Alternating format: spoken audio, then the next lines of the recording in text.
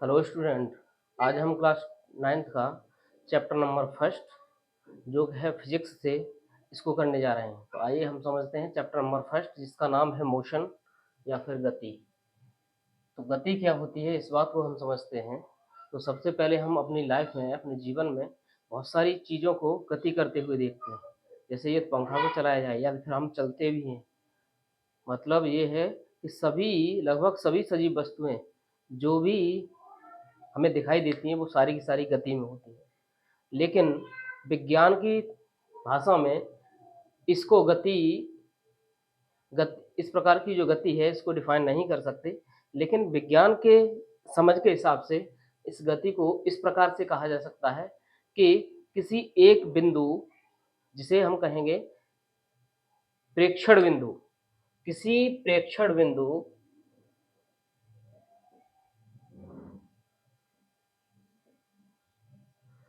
किसी प्रेक्षण बिंदु के सापेक्ष किसी भी वस्तु के समय के साथ परिवर्तन को, स्थिति के परिवर्तन को गति कहते हैं। समझिए, देखते हैं यहाँ पे। जैसे कि एक ये बिंदु है, यहाँ पर हमने कोई वस्तु मान लीजिए इस पॉइंट पर है वो। उसके बाद ये 1 सेकंड के बाद इस जगह पर पहुंच गया, अगले क्षण वो इधर पहुंच गया, अगले क्षण वो इधर पहुंच गया। तो यहाँ पर हम देख पा रहे हैं कि इसको प्रेक्षण बिंदु कहें या फिर जिस बिंदु से हम इसको देख रहे हैं वह बिंदु कहें। बाकी इसको कहते तो हम प्रेक्षण बिंदु ही है। प्रेक्षण बिंदु, रेफरेंस पॉइंट।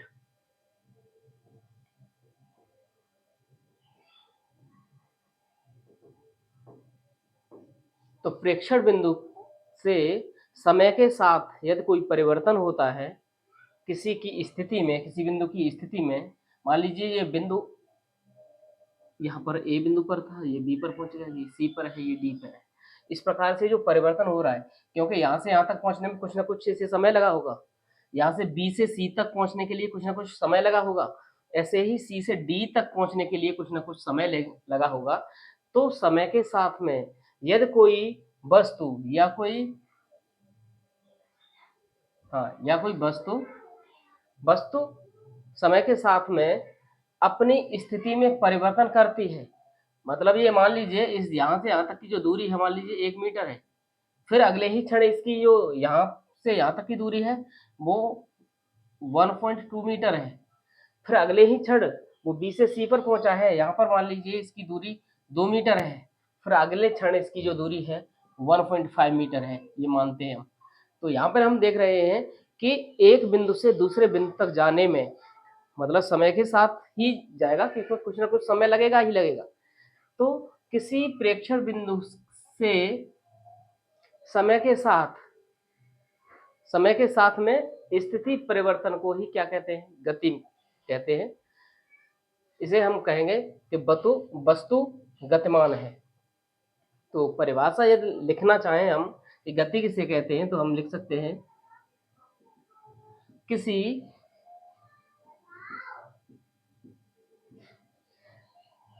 प्रेक्षण बिंदु के सापेक्ष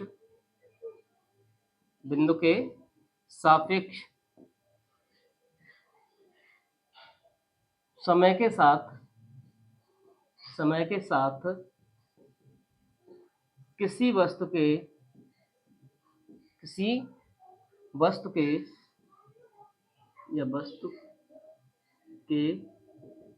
स्थिति परिवर्तन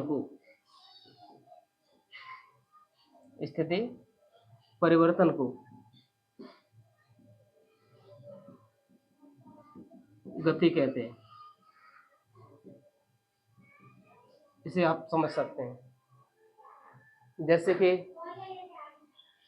हम दैनिक जीवन में बहुत सारी गतियां देखते हैं।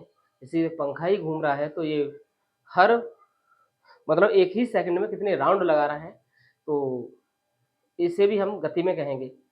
बाकी हम एक स्थान से दूसरे स्थान तक चलते हैं तो उसमें कुछ ना कुछ हमें समय लगता है। ट्रेन, रेलगाड़ी यदि एक प्लेटफॉर्म से दूसरे प्लेटफॉर्म तक जाती है तो वहां पर भी कुछ ना कुछ समय लगता है। उस समय में रेलगाड़ी के लिए एक स्टेशन है, वो प्रेक्षण बिंदु है। तो एक स्टेशन से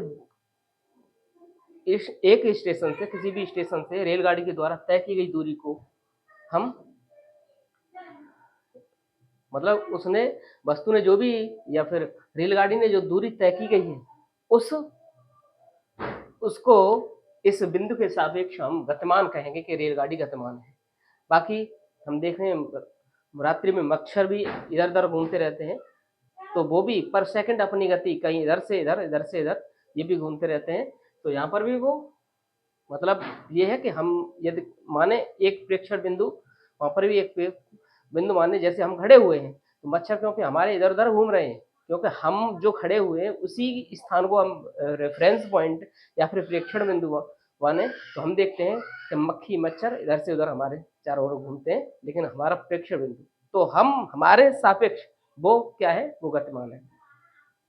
इसी प्रकार से यदि हवा चलती है तो पेड़ की टहनियाँ भी टहलती इधर उधर हिलती हैं, तो वो भी क्या है, समय के साथ में गतिशील है। बाकी यदि हम वाहन में बैठ जाते हैं तो फिर हमें लगता है कि ये जो रोड है ये पीछे की ओर चल रहा है, लेकिन ऐसा नहीं।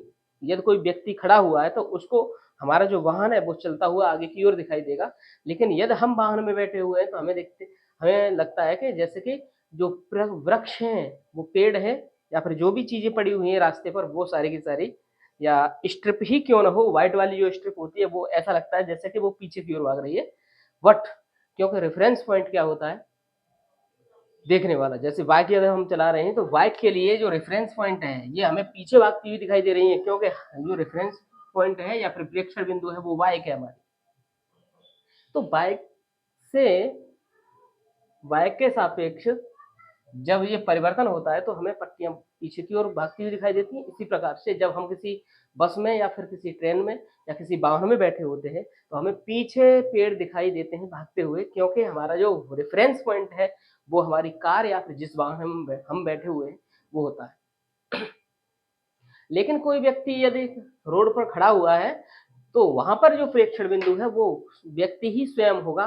तो वो देखेगा कि मैं यहाँ पर खड़ा हुआ हूँ और मेरे पास से कोई वाहन गुजर रहा है, तो इसका मतलब यह है कि वो पर सेकंड या हर समय उस वाहन को देख रहा है। लेकिन समय के साथ साथ जैसे जैसे समय बढ़ रहा है उसी प्रकार से वाहन की पोजीशन भी चेंज हो रही है, स्थिति भी चेंज हो रही है। इसलिए हम कहेंगे कि वह वाहन हमारे सापेक्ष गति में है।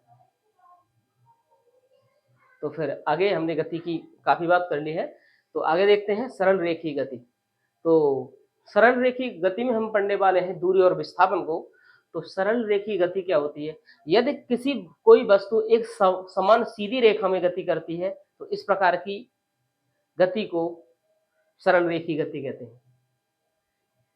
जैसे एक रेलगाड़ी की सीधे ट्रैक पर गति, सीधी ट्रैक पर या फिर पटरी पर गति, या फिर एक सीधे रोड पर चलती हुई कार की गति, या फिर हम कह सकते हैं एक एरोप्लेन की गति, हवाई जहाज की गति जो कि एक सीधी रेखा में चलता है। क्योंकि ऐसा नहीं होता कभी भी कि हवाई जहाज ये चल रहा है तो वो मुड़ना स्टार्ट कर दे रास्ते में, ऐसे नहीं। उसका एक ही पॉइंट होता है, जैसे कि यदि उड़ान यदि इधर से भर रहा है तो उसने देखा कि इधर जाना है, तो वो ऐसे नहीं कि इधर इधर से राउंड लगा करके ही जाएगा, नहीं, सीधे सीधे एक जहाँ से उड़ान भरी है और जिस जगह पर उसे रुकना है वो सीधी लाइन के थ्रू, जिससे शॉर्टेस्ट डिस्टेंस जो कम से कम दूरी तय करनी पड़े इस दूरी पर गति करेगा। तो इस प्रकार की जो गतियां हैं हमारे दैनिक जीवन में वो सारी की सारी क्या है, ये सरल रेखीय गति है, एक रेखा में गति है, सीधी रेखा में गति है, कोई इसमें मुड़ना नहीं है, कोई भी डायरेक्शन चेंज नहीं करनी है। आगे हम देखते हैं दूरी और विस्थापन को। तो दूरी को समझते हैं, दूरी क्या होता है, तो यहीं पर समझ लेते हैं दूरी और विस्थापन क्या होता है। देखिए दूरी, जैसे ये बिंदु है, इस बिंदु से कोई वस्तु चलना प्रारंभ हुई, मान लीजिए यहाँ से इस प्रेक्षण बिंदु से ही हमने मान लिया एक वस्तु यहाँ से चलना प्रारंभ हुई, यहाँ तक आई, फिर यहाँ से यहाँ तक गई, या फिर एक नया बनाते हैं हम एक, इसे आप ध्यान से समझिए। मान लीजिए कोई व्यक्ति है, इस स्थान से ए स्थान से चलना स्टार्ट करता है, वो इधर जाता है, बी स्थान पर पहुंच गया, बी से फिर वो नीचे मुड़ता है लेफ्ट हैंड की ओर और वो सी पर पहुंच जाता है, इधर आ गया। आगे फिर वो क्या करता है, एक ही सीध में मान लीजिए यहाँ से यहाँ तक की जो चली गई दूरी उसके 2 किलोमीटर है, 2 किलोमीटर चला इधर, फिर इधर भी 2 किलोमीटर चला है, फिर इधर भी नीचे की ओर जब चला तो ये भी 2 किलोमीटर चला है। अब आगे थोड़ा सा और बढ़ा वो और आगे इधर पहुंच गया। अब वो चल गया मान लीजिए 3 किलोमीटर चल गया, ठीक है। तो ए बी सी डी, इसको डी माने और इसको ई मान लीजिए। समझिए दूरी क्या होती है। तो सिंपल सी बात इसमें ये है, तो दूरी मतलब यहाँ से व्यक्ति जब चला है इस रास्ते की जो टोटल लंबाई होगी, कुल लंबाई होगी, उसको ही क्या कहेंगे, दूरी कहेंगे। इस टोटल रास्ते को, कुल रास्ते की जो लंबाई है, इस कुल पथ की लंबाई है, इसको पथ या रास्ता कहेंगे। और रास्ता या पथ की कुल लंबाई को ही हम कहते हैं डिस्टेंस या फिर दूरी कहते हैं, ठीक है। तो यहाँ पर जो चली गई दूरी होगी, इसने जो चली हुई दूरी है किसी व्यक्ति के द्वारा, वो 2 + 2 और फिर 2 और ये इधर 3, तो यहाँ से हमें मिल गया 2 2 4 और 2 6 और 3 9 किलोमीटर। यहाँ पर जो दूरी है वो 9 किलोमीटर है, लेकिन विस्थापन हम कहेंगे क्या ये विस्थापन है, तो ये विस्थापन नहीं कह सकते। इस बात को विस्थापन क्या होता है इसे भी समझते हैं। तो विस्थापन के लिए हम देखते हैं दूरी क्या था, तो पथ की लंबाई। दूरी किसे कहेंगे, पथ की लंबाई या फिर रास्ते की लंबाई को हम दूरी कहेंगे। लेकिन विस्थापन, विस्थापन क्या होता है,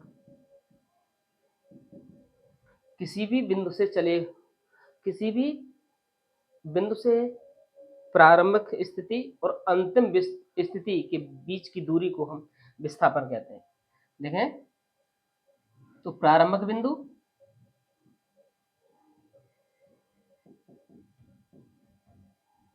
तथा अंतिम बिंदु, बिंदु के बीच की दूरी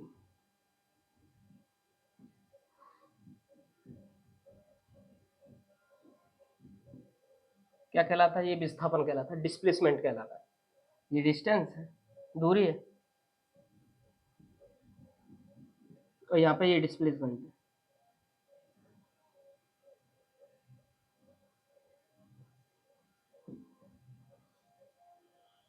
तो हम देखते हैं, देखिए व्यक्ति ने ये चलना प्रारंभ किया था ए पॉइंट से, ए से बी पर गया है, वो बी से फिर सी पर गया है, सी से फिर डी पर गया है, और डी से फिर ई पर है, ई पर अंत हो गया। अब वो ई बिंदु पर खड़ा हुआ है। लेकिन हम प्रारंभ, इसमें हम देखते हैं दो ही बातें हैं, एक तो प्रारंभिक बिंदु है और एक अंतिम बिंदु है। तो हम बाकी बी सी डी किधर जा रहा है कोई फर्क नहीं पड़ता, इसकी हम बात करने वाले नहीं हैं। हम केवल ए से मतलब है और हमें केवल ई से मतलब है, किस बात में, जब हम डिस्प्लेसमेंट या फिर विस्थापन निकालना हो तब। तो हम देखते हैं, तो यहाँ से ए और ई के बीच की यदि सीधी लाइन यदि खींचते हैं, तो ये वाली जो दूरी है यही क्या होगा, यही डिस्प्लेसमेंट होगा या फिर विस्थापन होगा। ये विस्थापन है। इधर से जब चल के आ रहे थे ये दूरियां थी, लेकिन जो विस्थापन की बात करेंगे हम, डिस्प्लेसमेंट की बात करेंगे, वो इधर है। अच्छे से समझ लीजिए इस टर्म को, क्योंकि ये सारे के सारे आगे सवाल पूछेगा इनसे ही।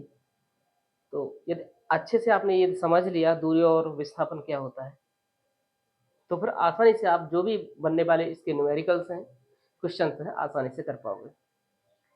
तो हमने क्या बात की, प्रारंभिक बिंदु ए है, अंतिम बिंदु है ई है, और इन दोनों के बीच की दूरी है, इसको विस्थापन करेंगे। लेकिन होगी कितनी, देखते हैं कितनी होगी। हम देखते हैं कि इसको यदि हम लाइन सीधी कर देते हैं, हम देखते हैं यहाँ पे ए से बी तक की दूरी 2 किलोमीटर, सेम डी से सी तक की दूरी भी कितनी है, 2 किलोमीटर, और बी से सी की दूरी कितनी है, 2 किलोमीटर। तो सीधी सी बात है, जब यहाँ से यहाँ तक दूरी सेम है, यहाँ से यहाँ तक भी दूरी सेम है, समांतर रेखाएं हैं और उनके बीच की बी से सी तक की दूरी 2 किलोमीटर है, तो ए से डी तक की दूरी भी कितनी होगी, 2 किलोमीटर होगी। एक बात, बाकी हमें ई से डी तक की दूरी मालूम है, कितना है, ये 3 किलोमीटर, इधर 2 है।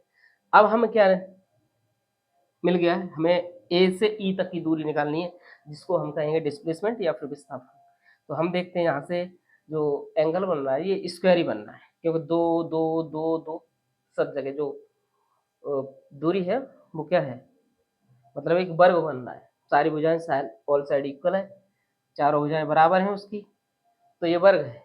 वर्ग है तो ये 90 का एंगल बनाता है, 90 डिग्री का एंगल। तो 90 डिग्री का ये सारे के सारे एंगल होते हैं, तो फिर इधर भी ये 90 का होगा। जब 90 डिग्री का एंगल हो तो ये एक बनना है त्रिभुज। हमें ADE मिला है एक त्रिभुज, और जिसमें एक कोण मिल गया है 90 डिग्री का। अब हमें मालूम है कि यदि किसी कोण का, किसी त्रिभुज का एक कोण 90 डिग्री हो, उसको समकोण त्रिभुज कहते हैं। क्या कहते हैं? तो समकोण त्रिभुज।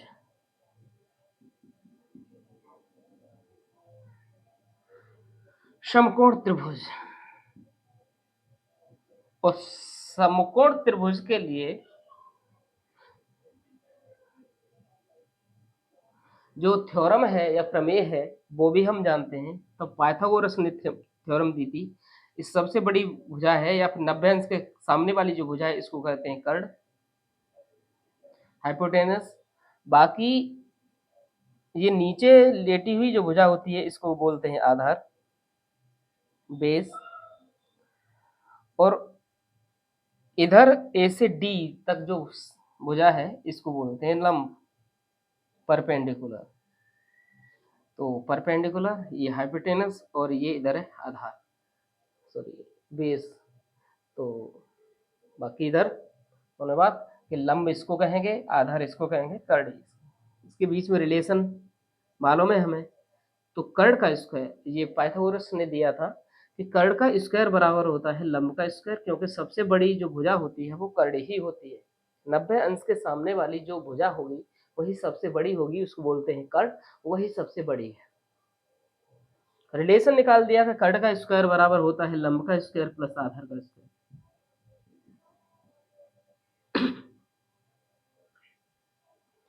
इस रिलेशन से यदि हमें दो भुजाएं यदि मालूम है तो तीसरी भुजा को आसानी से निकाल सकते हैं। कर्ण मालूम है, लंब मालूम है तो आधार निकाल लेंगे, आधार मालूम है, लंब मालूम है तो कर्ण निकाल लेंगे, और आधार कर्ण मालूम है तो लंब निकाल लेंगे। किसी भी भुजा, मतलब एक भुजा को निकाल सकते हैं वैसे। तो हमें, क्योंकि हमें AE चाहिए, क्योंकि AD हमारे पास 2 किलोमीटर, DE हमारे पास 3 किलोमीटर, तो हमें क्या चाहिए, हमें चाहिए A से E तक की दूरी। तो देखते हैं, तो कर्ण बराबर, क्योंकि यहाँ से स्क्वायर हटाएंगे तो ये रूट के अंदर चला जाएगा। अब यहाँ पर लंब है वो AD है तो AD स्क्वायर कर सकते हैं, प्लस ये बेस या आधार इसका है ED, तो ED या DE स्क्वायर। वैल्यू रखते हैं, AD की वैल्यू 2 का स्क्वायर प्लस 3 का स्क्वायर, स्क्वायर ऑफ 2, 2 दूनी 4, 3 तिया 9, 9 4 13। क्योंकि ये किलोमीटर है तो ये रूट 13 किलोमीटर, इसका स्क्वायर रूट निकाल सकते हैं, बाकी इधर ही लिख दीजिएगा। यहाँ से A से E तक की जो दूरी है या डिस्प्लेसमेंट है वो हमारे पास निकल के आ गया, विस्थापन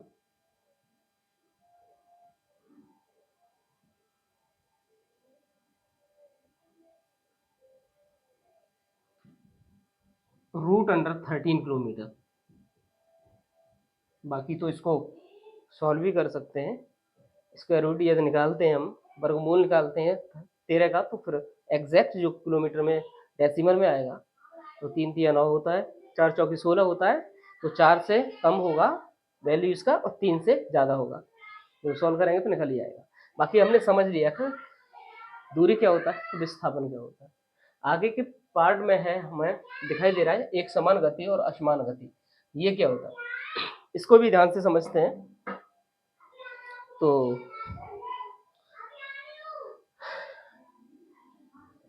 ये वाली बातें सारी की सारी आपकी क्लियर हैं। हमने समझ लिया गति क्या होती है। बहुत सारी गतिमान वस्तुओं को रोज देखते हैं, लेकिन वो क्योंकि हम देखते हैं तो हम रेफरेंस पॉइंट हो जाते हैं, परीक्षण बिंदु हो जाते हैं, तो फिर हमारे सापेक्ष हमें वस्तुएं दिखाई देती हैं हिलती जुलती, क्योंकि हम नहीं हिल डुल रहे हैं इसलिए वो वस्तुएं हमें हिलती डुलती दिखाई देती हैं। लेकिन यदि हम हिलने लगे, कभी कभी ऐसा होता है जैसे कि हम किसी वाहन में बैठे हुए हैं और एक दूसरा वाहन है वो भी हमारे साथ से पास से गुजर रहा है। जैसे ये मान लीजिए कि हम एक रेलगाड़ी में बैठे हुए हैं या और उसी ट्रैक के पास से एक दूसरी रेलगाड़ी आती है, तो हमें कभी-कभी लगता है जब हम वो पास से होकर गुजरती है, ये स्पीड उनकी सेम हो जाए ना, तो ऐसा लगता है कि जैसे वो रेलगाड़ी और हमारी रेल दोनों ही रुकी हुई हैं, लेकिन ऐसा नहीं होता है, वो समान स्पीड से चल रही होती हैं। या फिर ऐसा लगता है जैसे कि ये हमारी रेलगाड़ी किसी डायरेक्शन में जा रही है, उसी डायरेक्शन में ये दूसरी रेलगाड़ी आ रही है, तो फिर हमें लगता है कि जो रेल है जब हमारे पास से होकर गुजरती है तो ऐसा लगता है कि बहुत ही धीरे-धीरे जा रही है, लेकिन नहीं वो बहुत ही स्पीड में होती है। क्योंकि हम जिस जगह पर बैठे हुए हैं, क्योंकि हम ही प्रेक्षण बिंदु हैं, हम ही उसको देख रहे हैं, इसलिए क्योंकि हमारी भी रेलगाड़ी की स्पीड है, मान लीजिए हमारी रेलगाड़ी की स्पीड है 70 किलोमीटर पर आवर और दूसरी वाली जो रेलगाड़ी है वो 80 किलोमीटर पर आवर से चल रही है। तो जब ये पास होगी तो केवल क्योंकि 70 तो हमारी ही स्पीड चल रही है 70 के हिसाब से, लेकिन जो दूसरी वाली रेलगाड़ी है वो 80 से चल रही है। इसका मतलब है डिफरेंस यदि हम देखें इसका तो 80 में से 70 घटता है तो 10 बचता है। कहने का मतलब ये है कि जब वो क्रैश कर रही होती है तो 10 किलोमीटर की जो जो गैप है वो हमें चलती हुई 10 किलोमीटर पर आवर की स्पीड से दिखाई देगी, न कि हमें 80 से दिखाई देगी, क्योंकि हमारी भी ट्रेन है, रेलगाड़ी है, वो भी गति कर रही है। तो लेकिन वहीं पर यदि ऐसा हो कि जिस डायरेक्शन में हमारी रेलगाड़ी जा रही है, मान लीजिए इधर चल रही है और यही दूसरी रेल इधर से मतलब विपरीत दिशा में आ जाए, तो फिर हमें क्या लगेगा, यदि हमें 70 किलोमीटर से चल रहे हैं और वो 80 से चल रही है, तो हम देखते हैं कि कुछ ही क्षण मतलब 1 मिनट का टाइम नहीं लगता और रोड रेलगाड़ियाँ आसानी से क्रॉस हो जाती हैं, बहुत ही जल्दी क्रॉस हो जाती हैं। क्योंकि इनकी जो डिस स्पीड है, वेलोसिटी है, वो दोनों की जुड़ेगी, क्योंकि जब कवर एक-दूसरे को वो क्रॉस करेंगी, वो 70 और 80 150 किलोमीटर पर आवर से एक-दूसरे को क्रॉस कर जाएँगे यहाँ पर। लेकिन यहाँ पर एक ही डायरेक्शन चल रही है, इसलिए हमें धीरे-धीरे चलती हुई दिखाई देती है।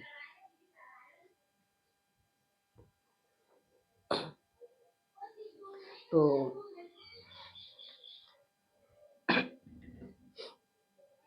आगे की बात हम करते हैं एक समान गति अ, और असमान गति। एक समान गति को हम कहते हैं यूनिफॉर्म मोशन और असमान गति को कहते हैं नॉन यूनिफॉर्म मोशन। एक समान गति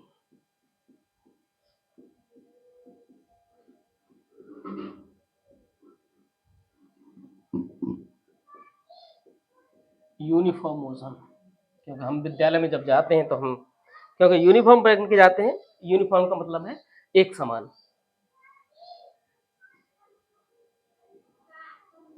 तो ऐसी गति यदि किसी रेलगाड़ी की या किसी भी वाहन की या किसी भी वस्तु की इस प्रकार की गति जो समान समय अंतराल में समान दूरी तय करे, तो उस गति को कहते हैं हम एक समान गति। समझते हैं? जैसे ये हमने एक रास्ता देखा यहाँ पे और इस रास्ते पर कोई मान लीजिए कार ही ट्रेवल कर रही है, सीधा रास्ता है मान लीजिए। अब हमने इस रास्ते पर जो कार है उसकी एक एक सेकंड का 1 सेकंड 1 सेकंड जो टाइम दिया है ये 1 सेकंड का 1 सेकंड यहाँ पर भी 1 सेकंड का टाइम लगेगा यहाँ से यहाँ तक पहुँचने में। एक कुंजी लिख देते हैं ABCDEFG ऐसे करके 1 सेकंड और ये 1 सेकंड 1 सेकंड 1 सेकंड मतलब एक एक सेकंड का टाइम दिया है हमने। अब देखते हैं हमारी जो कार है वो चलती कैसे। चलाते हैं कार, 1 सेकंड पहली सेकंड में उसमें चली गई जो दूरी है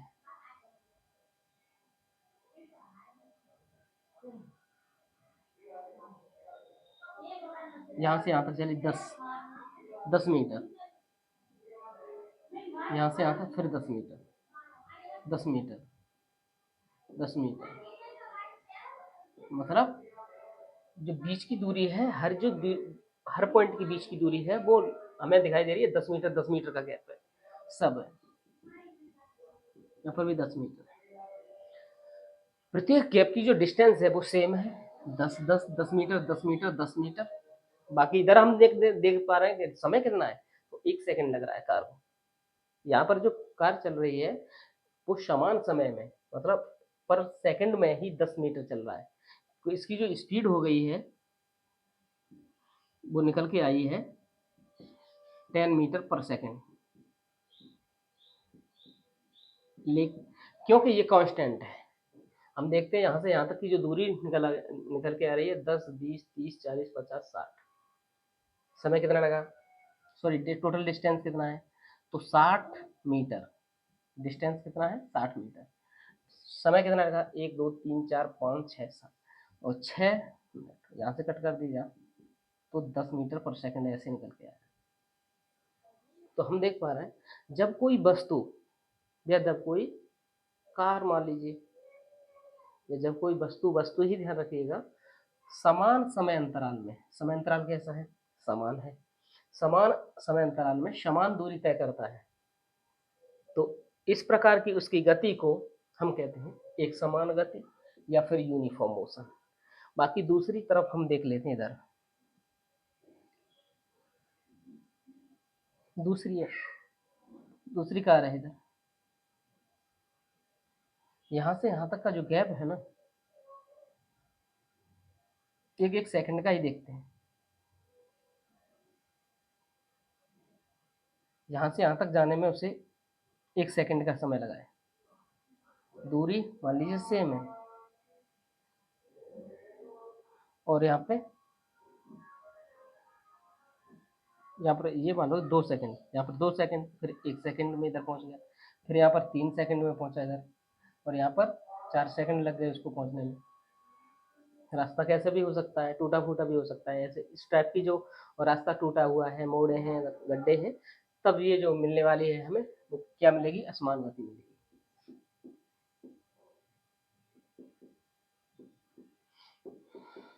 नॉन यूनिफॉर्म मोशन।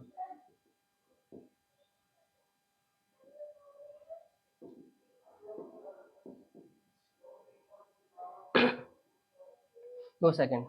डिस्टेंस कितना, 10 मीटर है इधर भी, यहाँ पर भी 10 मीटर है,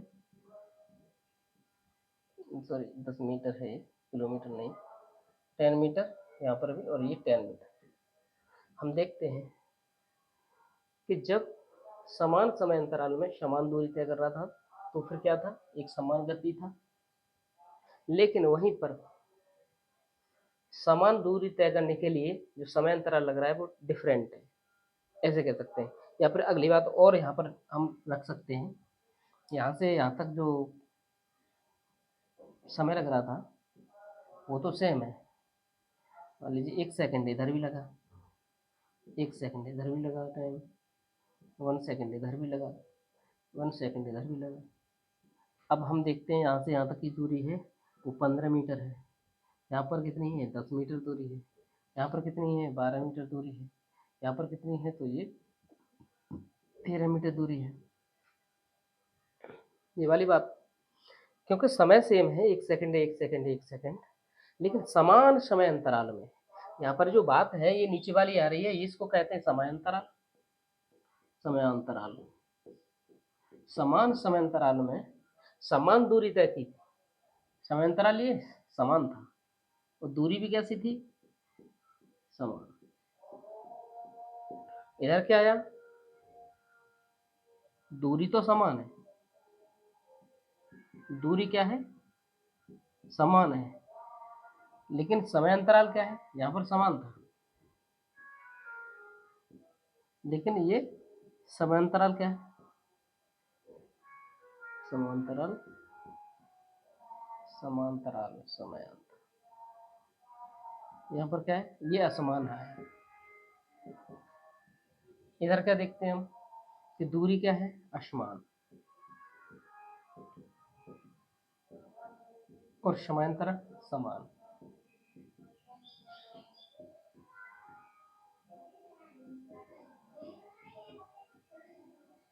समयांतराल,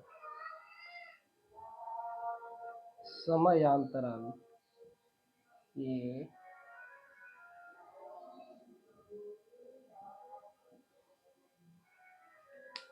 समझ लीजिएगा।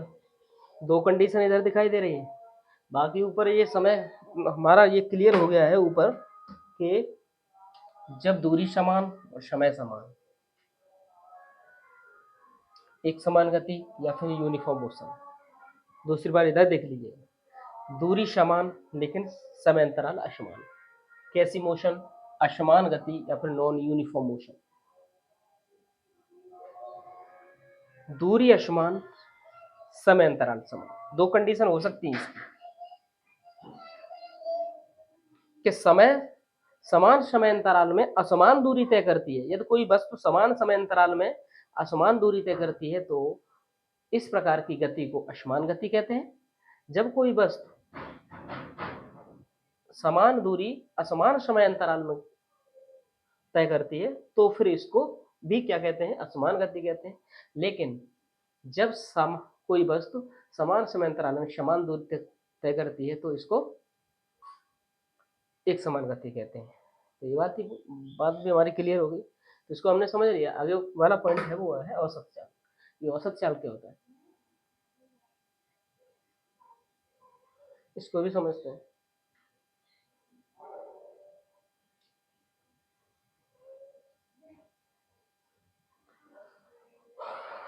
तो औसत चाल क्या होता है?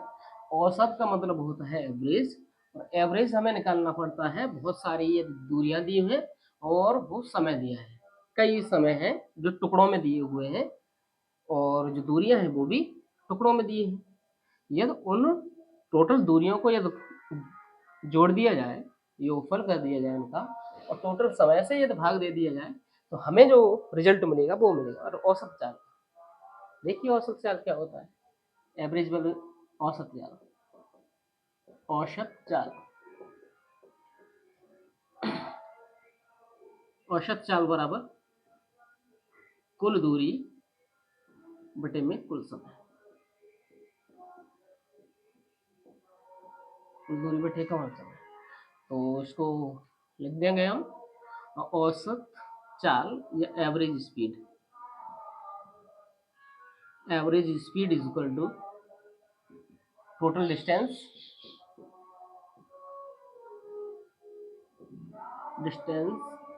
Upon total time. Total time से एवरेज स्पीड निकाल सकते हैं। तो सिंपल सी बात है, मतलब किसी भी वस्तु के द्वारा यदि किसी भी कार के द्वारा चली गई कुल दूरी को, कहीं रुकी भी होगी कार या कहीं गड्ढे पड़ गए होंगे कम ज़्यादा जैसे भी है, लेकिन उसके द्वारा जो तय की गई कुल दूरी है और जो समय टोटल समय लगा, कुल समय लगा, उससे यदि हम भाग दे देते हैं कुल दूरी को तो हमें जो मिलता है वो हमें औसत चाल मिलता है, एवरेज वेलोसिटी आती है। जैसे अक्सर हम रेलगाड़ियों में बैठते हैं तो ये सबसे पहले ही लिख दिया जाता है कि इसका जो टाइमिंग है ट्रेन का वो लिख दिया जाता है यहाँ पे सबसे पहले कि ये ट्रेन मान लीजिए 8 AM से चलने वाली है, एक स्थान से चलेगी और किसी भी स्थान पर वो पहुंचने के लिए मान लीजिए दोपहर को या शाम को 5 PM पर पहुंचती है।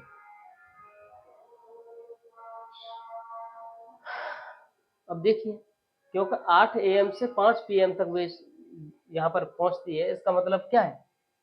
इस पर हम यदि बात करते हैं तो क्योंकि इसमें बीच में स्टेशन भी पड़े होंगे, बहुत सारे स्टेशन होंगे, स्टेशन पड़े होंगे बीच में, बाकी कहीं रुक भी गई होगी, कहीं 2 मिनट किसी स्टेशन पर, कोई बड़ा स्टेशन होता तो 3 मिनट के लिए 5 मिनट के लिए भी रुक जाती है। यहाँ तक कि यदि किसी को किसी जगह पर क्रॉस करना होता है उसको तो हो सकता है और भी ज़्यादा देर के लिए 10-15 मिनट के लिए भी रुक सकती है। लेकिन बात क्या होती है, जब वो यहाँ से यहाँ तक पहुँचेगी तो उसमें जो समय दिया होता ना, और जब रिजल्ट निकालेंगे हम वो औसत चाल ही निकलेगी। मान लीजिए यहाँ से यहाँ तक की जो टोटल दूरी है वो मान लीजिए 500 किलोमीटर है या 600 किलोमीटर है, 500 किलोमीटर है,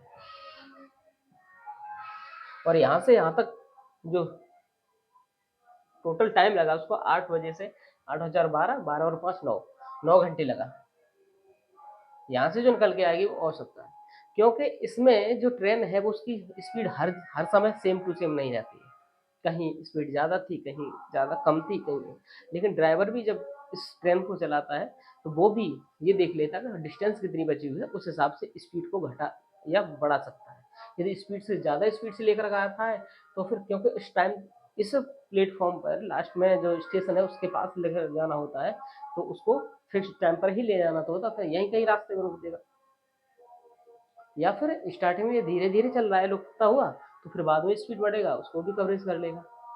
तो अंत में वो क्या निकलेगी, उसकी ट्रेन की जो एवरेज स्पीड है उस हिसाब से एवरेज स्पीड निकल आएगी, मतलब टोटल डिस्टेंस को टोटल टाइम से भाग दिए, यदि भाग दे दिया हमें तो हमारे पास क्या निकलता है, औसत चाल या फिर एवरेज स्पीड निकलती है। ये बात आपने समझ ली बेस्ड ऑन क्वेश्चन। आगे देखते हैं, आगे की वीडियो में हम क्वेश्चन भी कराएंगे इस पर, जो भी हमारे इस चैप्टर के अंतर्गत टोटल क्वेश्चन है वो एक ही वीडियो में हम सारे सिमटा देंगे, इसलिए आप ध्यान से इसको समझिएगा, बाकी क्वेश्चनों का भी आनंद लेंगे। आगे देखते हैं दिशा के साथ चाल, ये क्या होता है, नई चीज आ रही है, दिशा के साथ चाल। दिशा के साथ चाल,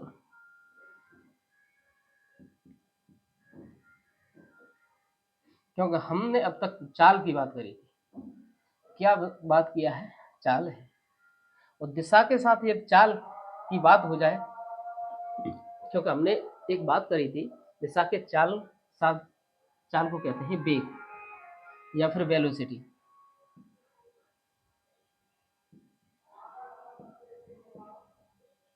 तो वेग बराबर होता है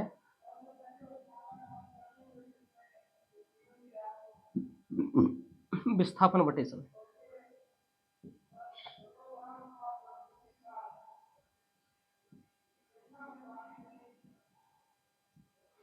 क्योंकि दूरी बराबर हम जानते हैं, दूरी बराबर सॉरी ये चाल बराबर, चाल बराबर क्या होता है, तो चाल बराबर होता है दूरी बटे में समय। क्योंकि हम अभी थोड़ी देर पहले ही बात कर चुके हैं कि डिस्प्लेसमेंट क्या होता है, डिस्प्लेसमेंट को या विस्थापन को हमने समझ लिया था। तो ये दिशा के साथ की चाल की बात हो रही है, क्योंकि हमने एक कोई व्यक्ति यहाँ से चला था, ऐसे चला चल के गया और लास्ट में इस बिंदु पर था, और यहाँ से डिस्प्लेसमेंट भी निकाला था इस स्थान से, ए से ई बिंदु था, उसका बीच का हमने डिस्टेंस भी निकाला था, रूट 13 आया था, ये किलोमीटर आया था। तो वेग में दिशा के साथ चाल में यही आता है कि प्रारंभिक बिंदु और अंतिम बिंदु के बीच की दूरी, इसको कहते हैं विस्थापन बटे में टोटल समय। लेकिन टोटल समय यहाँ से यहाँ तक, यहाँ से यहाँ पे गया, ये सारा का सारा घूम के आया ना, ये समय सारा ऐड किया जाएगा, यहाँ से यहाँ तक ए से बी तक जाने में जो समय लगा, सी डी ई, जो समय टोटल लगा है वो टोटल समय को ऐड किया जाएगा। लेकिन जो विस्थापन है ए से ई, ए और बी, ए और ई के बीच की जो दूरी है उसको इधर रख दिया जाएगा, इसी को कहते हैं दिशा के साथ चाल, या फिर इसको कहते हैं वेग, या फिर इंग्लिश में इसको वेलोसिटी कहते हैं। समझ लिया। तो वेग बराबर क्या होता है, विस्थापन बटे समय। विस्थापन क्या होता है हमने समझ लिया है, प्रारंभिक बिंदु तथा अंतिम बिंदु के बीच की दूरी बटे में समय। या फिर विस्थापन के लिए लिख सकते हैं यहाँ वेग बराबर, विस्थापन क्या होता है, प्रारंभिक बिंदु प्रारंभिक बिंदु प्लस अंतिम बिंदु, ये अंतिम बिंदु,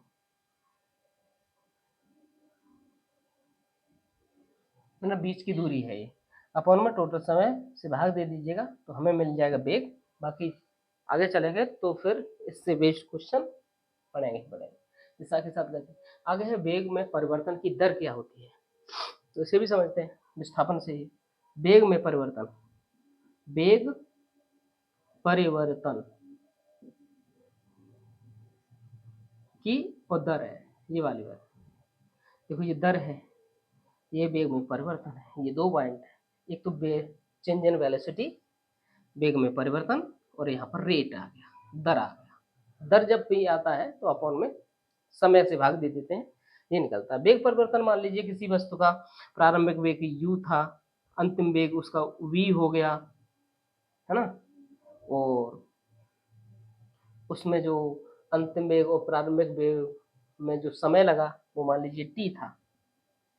तो वेग परिवर्तन की दर क्या होती है, तो यहाँ पर हो जाएगा v माइनस यू अपॉन में t। अच्छे से समझ लीजिएगा कि वेग में परिवर्तन है। देखिए कोई वस्तु है, यहाँ से चलना स्टार्ट करें, है ना, कार है, मान लीजिए ये कार है, ये यहाँ से चलना प्रारंभ हुआ और ये u बराबर 10 किलोमीटर पर आवर से स्टार्ट हुई।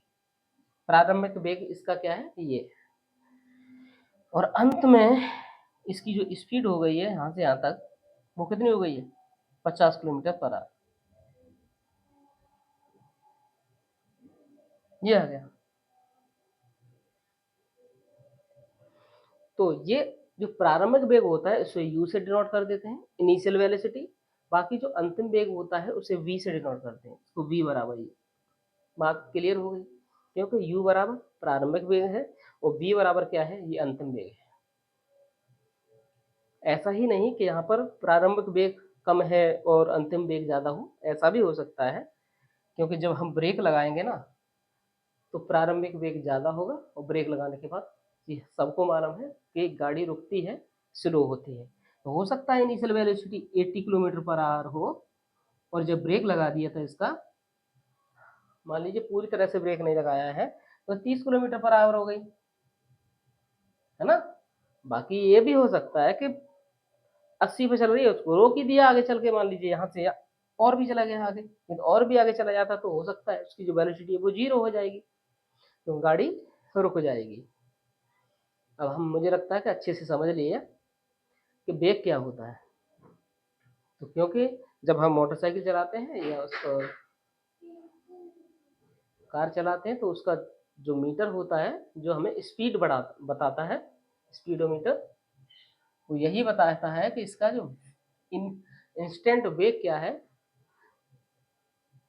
70 पर कांटा तो 70 चल रही है, कहीं 80 पर कांटा हो गया तो 80 चल रही है, 90 कांटा तो 90 चल रही है। तो ये हमें वेग बताता है, वेलोसिटी बताता है। लेकिन हम बात कर रहे थे क्योंकि वेग परिवर्तन की दर की, सो वेग परिवर्तन की दर यही बताता है, ये एक्सीलरेशन। तो इसको बोलते हैं हम एक्सीलरेशन। वेग परिवर्तन की दर को क्या कहते हैं, एक्सीलरेशन, या फिर इसको कहते हैं त्वरण। वेग परिवर्तन की दर को त्वरण कहते हैं, the rate of change of velocity. Rate या फिर दर, दर का मतलब अपॉन में टी। जैसे हम ऐसा ही बराबर निकालते थे सिंपल इंटरेस्ट, साधारण ब्याज निकालते तो पी आर टी, है ना, नहीं, जो रेट वो निकालते थे साधारण ब्याज, उसमें कहते थे दर होती है एक, क्या होती है, दर है, उसमें भी दर होता है। तो दर की बात वहां पर होती है 10% है, दर परसेंट है, परसेंट का मतलब अपॉन में 100 लिख देते। तो सेम टू सेम यहाँ पर वेग परिवर्तन की दर है, लेकिन इसका जो दर है जहाँ पर ये टी आएगा, समय समय नीचे आ जाएगा। तो हमने समझ लिया। तो वेग परिवर्तन की दर को क्या कहते हैं, त्वरण कहते हैं। डेफिनेशन लिख लीजिएगा, वेग परिवर्तन की दर क्या होती है। तो वेग परिवर्तन की दर को हम कहते हैं त्वरण, इसको डिनोट करते हैं ए से। इसका मात्रक क्या हो जाएगा, क्योंकि यहाँ पर ये मात्रक की हम बात करते हैं, तो u और v, इसका u और v क्या है, एक वेग है, वेग, या सॉरी यहाँ पर हमने लिखा नहीं था, वेग विस्थापन है। विस्थापन का जो मात्रक होगा वो मीटर होगा, और यहाँ पर समय का सेकंड होगा, तो मीटर पर सेकंड, इस पर मात्रक होगा। तो क्योंकि ये वेग ही है, वेग का मात्रक है मीटर पर सेकंड, और बटे में क्या गया समय, ये भी सेकंड, क्योंकि मीटर बटे में सेकंड है, और नीचे भी क्या है, ये सेकंड है। और ये वाली कंडीशन यदि आ जाती है, क्योंकि ये तो अपॉन में है ऊपर वाला, लेकिन ये अपॉन में नहीं, तो इसके नीचे 1 मान लेते हैं, अंदर का अंदर गुणा करते हैं, बाहर का बाहर, एक का गुणा m में करेंगे, मीटर में करेंगे तो मीटर ही रहेगा, बटे सेकंड का गुणा सेकंड में करेंगे तो सेकंड स्क्वायर हो जाएगा। इसके लिए जो मात्रक हमारा निकल के आया है त्वरण का, वो निकल के आया है मीटर पर सेकंड स्क्वायर। तो क्यों आया है ये हमने जान लिया इधर, तो यूं आया है। तो क्लियर हो गया। वेग परिवर्तन की दर को क्या कहते हैं, त्वरण कहते हैं, या दिशा के साथ, सॉरी, वेग परिवर्तन की दर को क्या कहते हैं, त्वरण कहते हैं। इसको ए से डिनोट करते हैं क्योंकि इसको इंग्लिश में एक्सीलरेशन कहते हैं। क्या कहते हैं, एक्सीलरेशन, एक्सीलरेशन, इसलिए डिनोटेड बाय ए, इसलिए ए से डिनोट करते हैं। मात्रक क्या होता है तो ये हमने समझ लिया अच्छे से, मीटर पर सेकंड स्क्वायर होता, क्यों होता है ये पता। आगे की बात है गति का ग्राफी प्रदर्शन। आगे वाले टॉपिक में हम देख रहे हैं गति का ग्राफिक,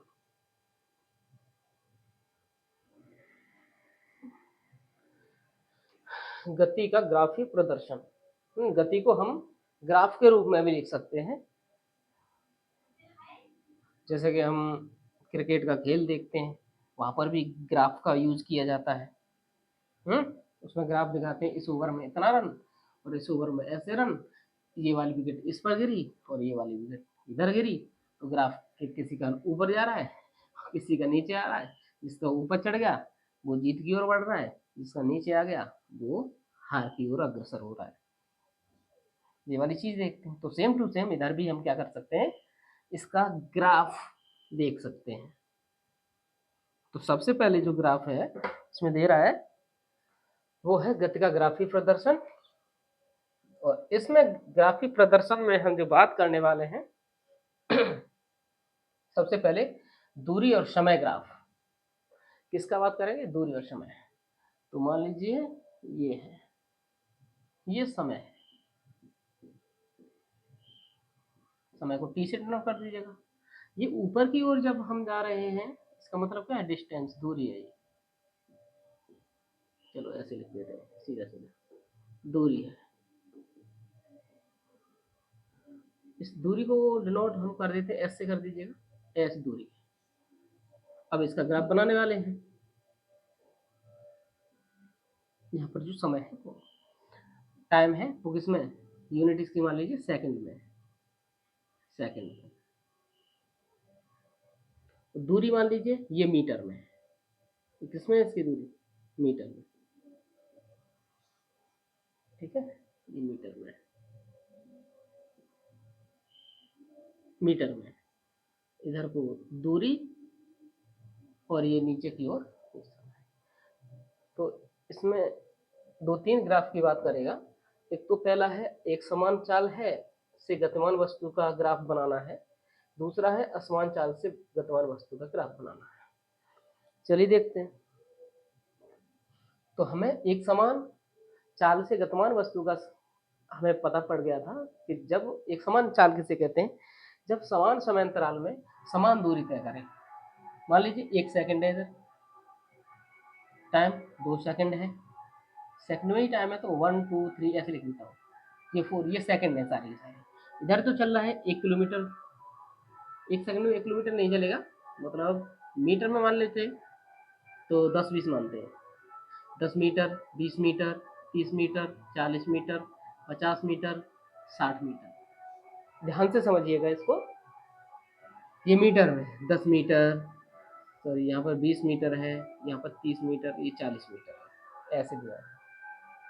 1 सेकंड में कितना दूरी चला, 10 मीटर चला, तो यहाँ पर पॉइंट लगाना पड़ेगा हमें। अगले सेकंड में दूरी कितना चला फिर 10, तो यहाँ पर लगाना पड़ेगा। अगले सेकंड में तो 1 सेकंड हो गया, यहाँ पर 2 है, यहाँ पर 3 है, ये 4 है और ये 5 है। अगले सेकंड में कितना, तो तीसरा सेकंड में वो 30 किलोमीटर इधर चलेगा। हम देखते हैं, देखिए यहाँ से यहाँ तक की दूरी है और यहाँ से यहाँ तक ये मैचिंग कर रहे हैं, इसका मतलब सीधा है कि तीसरी सेकंड में उसने अगले नेक्स्ट दूरी कितनी 10 मीटर तय कर ली। आगे हम देखते हैं तो चौथी मिनट में किधर चला, तो चौथी मिनट में ये है और दूरी उसने तय की है ये वाली, तो हम देखते हैं कि ये वाली जो लाइन मिल रही है, इसको यदि मैचिंग करते हैं इन पॉइंटों को, तो वो कैसी मिल रही है, ये सीधी लाइन मिल रही है। ठीक है, तो ये वाला जो इंडिकेशन है सीधा सा ग्राफ का, ये ग्राफ है हमारा बी और एस, इसको कहते हैं दूरी समय ग्राफ। सीधा यदि ग्राफ दिखाई दे रहा है तो इसका मतलब सीधा है। ये जो ग्राफ बना है हमारा, ये बना है एक समान चाल से गतिमान वस्तु का, एक समान चाल से गतिमान वस्तु। क्यों वस्तु गतिमान है एक समान चाल से, ये सारी चीजें आपने इधर समझ। लेकिन दूसरी बात कह रहा है वो असमान चाल से गतिमान वस्तु है, तो फिर कैसा ग्राफ होगा, चलिए इसको भी बनाते हैं। ये टाइम है, और टाइम किस में है, सेकंड में है। इधर को जाना है तो टाइम इंडिकेट होगा। इधर है एस, मतलब दूरी है, और दूरी किस में है, ये मीटर में है, ऐसे समझ लीजिएगा, क्योंकि एस का मतलब दूरी है और टी का मतलब समय है। अब क्या हो रहा है, सेकंड हमने लिख दिया, ये सेकंड में है सब।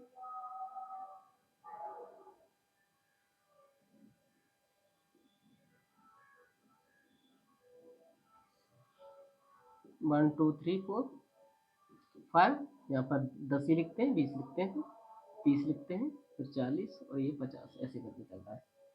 देखिए इधर, मतलब एक सेकंड में जो दूरी तय की है उसने मान लीजिए 10 किलोमीटर की है, लेकिन अगले सेकंड में जो दूरी उसने कर पाया तय, वो 10 नहीं कर पाया, केवल 5 किलोमीटर पर चल पाया। 5 किलोमीटर का मतलब है इधर ही चल पाया, ये इधर आएगा। अगले मिनट में उसने दूरी तय की, वो मान लीजिए फिर 5 किलोमीटर चल रहा है, तो वो इधर आएगा। अगले ही सेकंड में फिर से उसने एक सेकंड में जो दूरी तय की गई वो कितनी चल गई, ये 30 चल गई। अगले सेकंड में फिर उसने कितनी दूरी दी तय करी, वो मान लीजिए अगले में उसने दूरी तय की वो ये करी, मतलब इधर पहुंच गए, मान लीजिए यहाँ पर 15 ये चल गया। अगले सेकंड में उसने जो दूरी तय करेगा, क्योंकि ये 5 तक हो गया, इसकी सीट में जाते हैं तो ये इधर आएगा। अगले सेकंड में जो दूरी तय करी, मान लीजिए 6वां सेकंड इधर भी ले लेते हैं, तो अब उसने केवल दूरी तय करी है,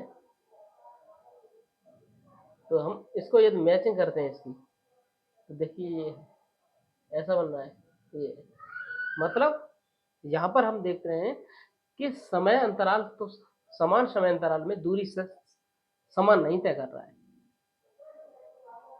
तो इधर देखते हैं, कहीं दूरी बढ़ रही है, यहाँ पर ऐसे बढ़ी, इधर बढ़ी, लेकिन एकदम यहाँ पर ऊपर बढ़ गया। इसका मतलब क्या है, यहाँ पर चाल बढ़ रही है और यहाँ पर चाल कम हो रही थी उसकी। अब देखते हैं थोड़ी सी एक और दूसरा, इसको टी सेकंड है और ये एस है, तो ग्राफ कैसा हो सकता है, ऐसा भी हो सकता है। ग्राफ कैसा हो सकता है,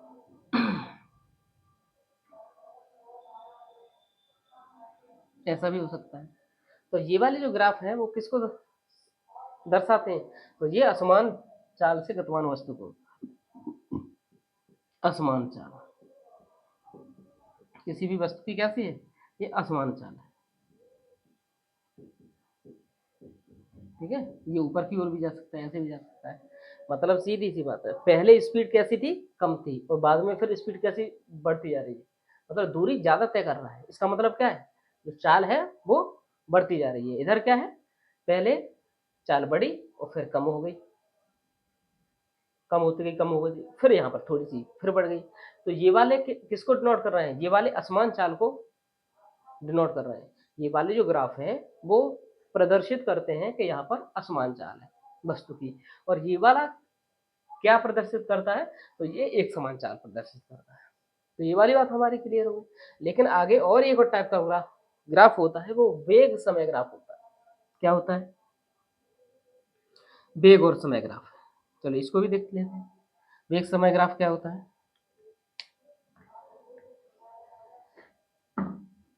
तो फिर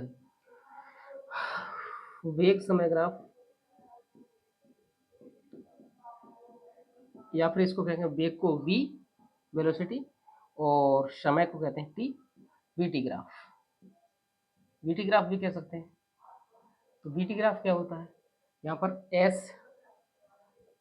st ग्राफ मतलब था दूरी और समय का ग्राफ था, यहाँ पर vt ग्राफ है, या फिर इसको वेग और समय ग्राफ है।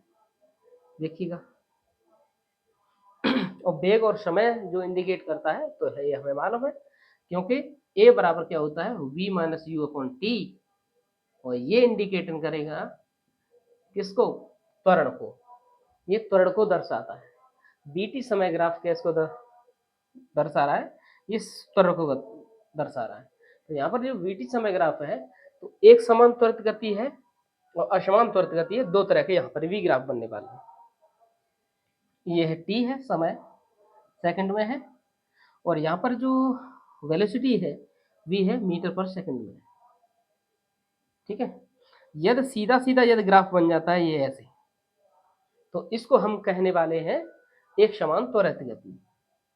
क्या बोलेंगे, एक समान त्वरित गति। एक सेकंड, 2 सेकंड, 3 सेकंड, 4 सेकंड, और इधर ये क्या है किलोमीटर मान लीजिए, 1 किलोमीटर, 2 किलोमीटर, 3 किलोमीटर, 4 किलोमीटर। तो एक समान किसे कहेंगे, एक सेकंड में 1 किलोमीटर। अब यहाँ पर ये भी सोचने लगे हैं, ये मत सोचिएगा कि यहाँ पर सॉरी किलोमीटर नहीं, मीटर है। एक सेकंड में 1 किलोमीटर, दूसरी सेकंड में 2 किलोमीटर, तीसरी सेकंड में 3 किलोमीटर, यहाँ पर चौथी सेकंड में 4 किलोमीटर दूरी तय कर रहा है। इसका मतलब क्या है, ये एक समान त्वरित गति है। लेकिन वहीं पर यदि बात आए कि असमान त्वरित गति किसे कहेंगे, तो जिस प्रकार से हमने बनाया था अभी दूरी और समय ग्राफ, दूरी समय ग्राफ बनाया था, उसी प्रकार से इसको भी बना देते हैं। कहीं स्पीड बढ़ी, कहीं कम हो गई, फिर बढ़ी, कहीं कम हो गई, कहीं ये हो गया। इसको सारी चीजें इधर समझाने वाले हैं, देखते हैं।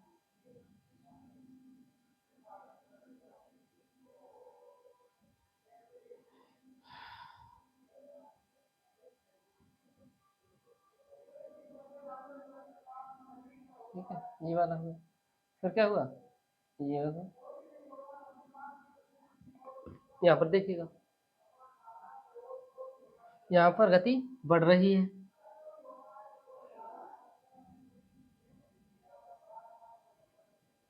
यहाँ पर जो गति है वो क्या हो रहा है, बढ़ रही है इधर को, यहाँ तक बढ़ी गति, और फिर क्या हो गया, फिर ये गति कम होने लगी, फिर यहाँ पर आकर के फिर गति बढ़ी, फिर ये कम हुई, और फिर ये सीधा सीधा दिखाई दे रहा है। यहाँ से यहाँ तक क्या दिखाई दे रहा है, इसको ये पॉइंट करें ए बी सी डी और ये ई कहें, तो डी ई क्या कह रहा है, डी ई कह रहा है कि डी से ई तक है वो, मान लीजिए डी से ई तक, यहाँ से यहाँ तक है, मान लीजिए 1 सेकंड का समय हुआ होगा इसके बीच में, तो 1 सेकंड में जो वेलोसिटी है उसकी 1 मीटर पर सेकंड है, 1 मीटर पर सेकंड है। इसका मतलब क्या है, यहाँ पर गति समान गति हुई थोड़ी देर, समान गति, या फिर जो, हाँ इधर समान गति हुई है, एक समान गति हुई है, लेकिन यहाँ पर त्वरण की बात हो रही है, एक समान त्वरित गति। इसका मतलब है त्वरण का मतलब यही है कि समय के साथ साथ स्पीड बढ़ते जाना, बढ़ते जाना। ये क्या है, स्पीड बढ़ रही है समय के साथ, फिर कम हो रही है, कम होने को कहते हैं मंदन, और बढ़ने को कह देते हैं एक्सीलरेशन। क्या कहते हैं, त्वरित गति। इसको जो बोलेंगे त्वरित गति बोलते हैं, क्योंकि लिखा हुआ है ना त्वरित गति, ये है तो त्वरित गति कहते हैं। लेकिन जब कम होती है चाल तो इसको कहते हैं मंदन। स्पीड कम होती है, वेलोसिटी कम होती है, तो इसको क्या बोलते हैं, मंदन कहते हैं। ब्रेक लगाओगे तो मंदन होगा, और एक्सीलेटर पर ये तो ये कार चला रहे हो तो पैर दबाओगे तो फिर एक्सीलरेशन होगा, कहते हैं ना एक्सीलरेशन, एक्सीलेटर दे दे, हम लोग ये भी कहते हैं कि एक्सीलेटर दे दीजिए। एक्सीलेटर नहीं होता, वो एक्सीलरेशन ही है। गाड़ी को क्या करना है, एक्सीलरेशन करना है, एक्सीलरेट करना है। एक्सीलेटर मीन्स क्या है, त्वरित करना है। क्या करना है, त्वरित करना है। तो ये समझ लीजिए त्वरित दे रहे हैं, त्वरित कीजिए गाड़ी को, त्वरित करिए। तो हिंदी में समझना है तो बाकी ये भी सीखे, गाड़ी को त्वरित करो। केवल इंग्लिश के वर्ड ही ना यूज करें, तो गाड़ी को त्वरित करें। बाकी मंदन, ब्रेक, मतलब ब्रेक लगाने का मतलब क्या है, मंदन, इसको कहते हैं रिटार्डेशन। मंदन को बोलते हैं रिटार्डेशन।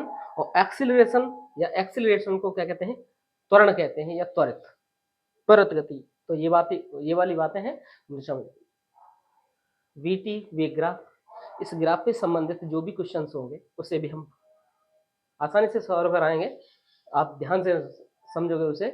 तो बाकी इतना ही, आगे वाला जो टॉपिक है उसको भी लेकर के हम बात करते हैं जो है गति के समीकरण और एक समान वृत्तीय गति। क्योंकि वीडियो लंबा हो रहा है, इसको देखते हुए हम चैप्टर फिनिश भी करना है।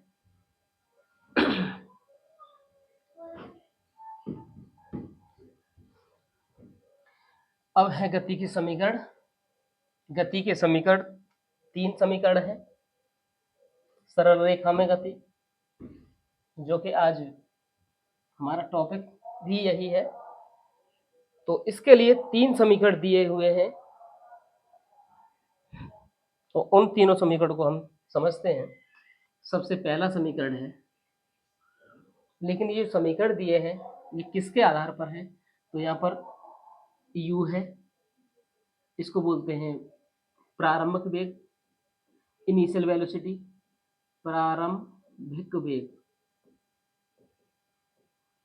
एक v आता है टर्म इसका, और v होता है ये अंतिम वेग किसी वस्तु का।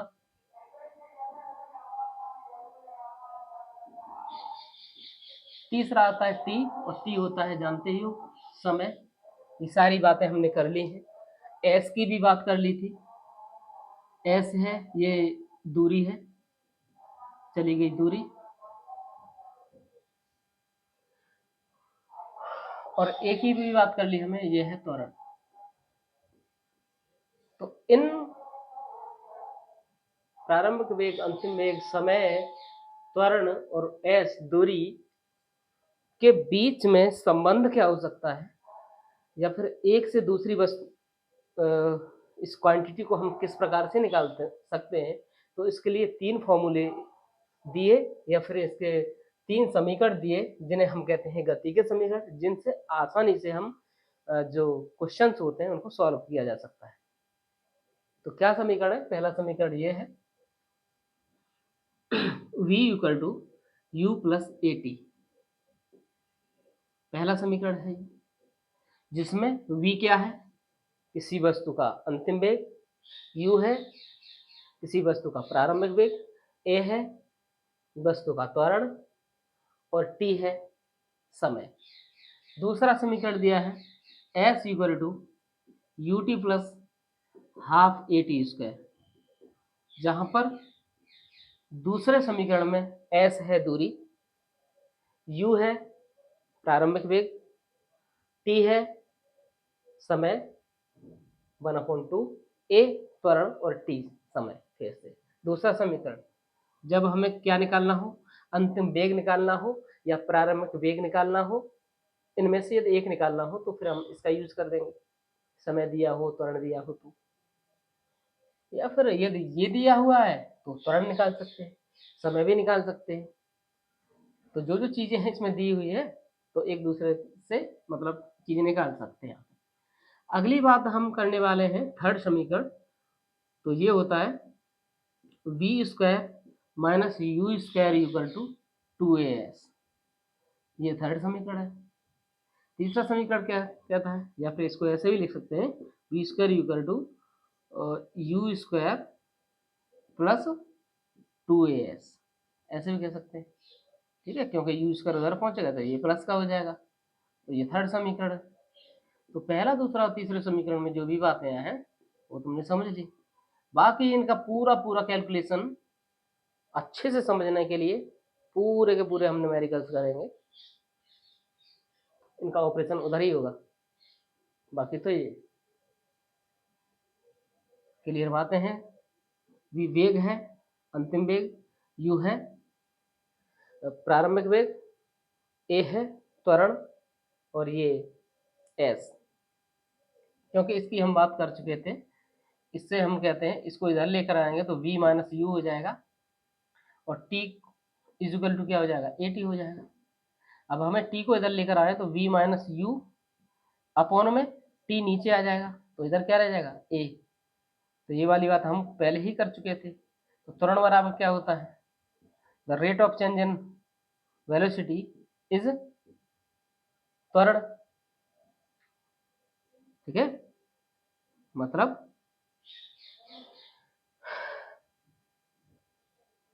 वेग परिवर्तन की दर को, वेग में परिवर्तन होता है, v से u हो गया, वेग में परिवर्तन हो रहा है, अपॉन t का मतलब दर, वेग में परिवर्तन की दर को क्या कहते हैं, त्वरण। तो ये वाला इसका सीधा सीधा रूप ये है। बाकी क्योंकि इसमें तुम्हारे डेरिवेशंस नहीं है, नहीं तो हम डेरिवेशंस भी करा देते। बाकी डेरिवेशंस ये और भी अच्छे से आपको समझना पड़ेगा, तो फिर उसके लिए हम क्लास 11th का जो कोर्स कराएंगे उसमें ये सारा का सारा सॉल्यूशन मतलब विद डेरिवेशंस ये प्रोवाइड किया जाएगा। तो बाकी एक और पॉइंट रह गया 9, एक समान वृत्तीय गति। क्योंकि यदि वृत्त है तो उसकी कोई त्रिज्या होगी, और त्रिज्या है तो उसका जो परिधि होती है वो 2 पाई आर निकलती है। हम जानते हैं परिधि बराबर क्या होता है, 2 पाई आर। अब क्या कह रहा है, एक समान वृत्तीय गति। तो एक समान वृत्तीय गति बराबर वृत्तीय गति जब निकालेंगे तो 2 पाई आर अपर अपॉन में टी लगाना पड़ेगा। समय मतलब कुल दूरी तो क्या है कि क्योंकि वृत्ताकार ही घूम रही है, कोई भी वस्तु है वो वृत्ताकार ही घूम रही है, और बटे समय से भाग दे दीजिए, तो एक समान वृत्तीय गति जो भी होगी वो निकल आएगी। तो एक समान वृत्तीय गति के जो एग्जाम्पल हैं वो बहुत सारे हैं। हम देखते हैं, हमारी जो पृथ्वी है वो भी सूर्य के ओर चार ओर चक्कर लगा रही है। बाकी हमारी पृथ्वी की ओर सारे के सारे 8 प्लेनेट हैं, ग्रह हैं, वो चक्कर लगा रहे हैं, वृत्ताकार मार्ग में ही चक्कर लगा रहे हैं। यदि कोई खिलाड़ी किसी ट्रैक पर घूम रहा है, मतलब रनिंग कर रहा है, दौड़ रहा है, तो उसकी भी जो गति होगी वो एक समान वृत्तीय गति होगी। तो बाकी ये सारी चीज हमने समझ ली हैं। बाकी फॉर्मूले याद होने चाहिए, और ये रह भी जाते हैं 1-2 बार लिख करके देख लीजिए। बाकी अगला जो वीडियो आएगा उसमें पूरा पूरा हम करने वाले हैं सॉल्यूशन, अच्छे से फॉर्मूले भी याद होंगे, और भी सारी चीज जो इस चैप्टर से लगभग 40% जो पार्ट है वो रिमेनिंग है इसका, ये वाली चीज समझ ली। और बाकी क्वेश्चन करते हैं, तो बाकी इसका पूरी अच्छी तरह से इस चैप्टर को समझ पाएंगे। तो धन्यवाद। इस वीडियो को आप लाइक करें, शेयर करें, जिससे कि हमारा मनोबल और बढ़े, और हम इस टाइप की बहुत ही अच्छी अच्छी वीडियो लेकर आएंगे आपके लिए। पूरा का पूरा ऑपरेशन किया जाएगा, क्लास 9th का भी, 10th का भी, 11th का भी, और 12th का भी। तो थैंक यू फॉर वॉचिंग, मिलते हैं नेक्स्ट वीडियो में।